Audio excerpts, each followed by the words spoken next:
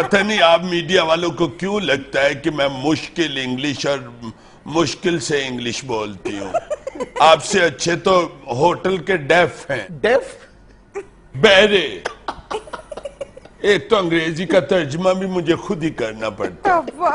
अभी मैं सुबह डिनर करने गई। सुबह डिनर करने गई, ठीक है ठीक है ठीक है ठीक है। आपको क्या तकलीफ है? स्टार्स को जब टाइम मिले वो कर लेते हैं डिनर।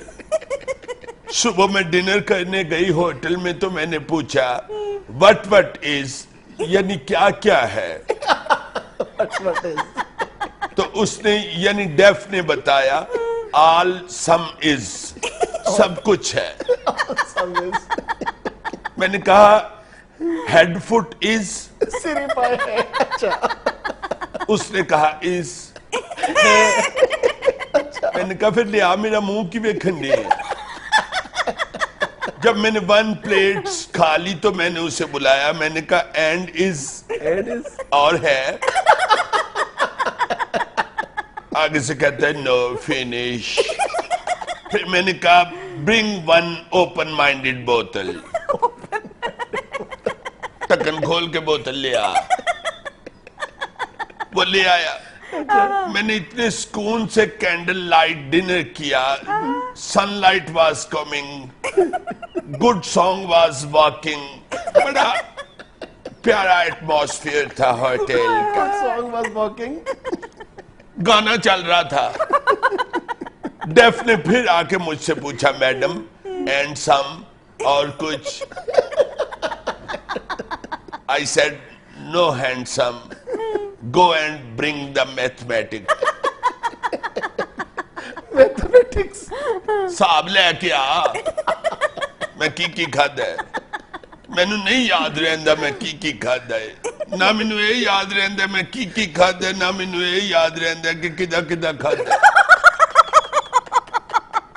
वो जब मैथमेटिक्स लेके आया तो मैंने उसे 100 रुपी टिप दे दिया। मैंने कहा go and kill the waves.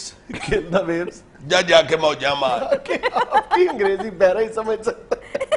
Don't do teach कर, keep your work with work.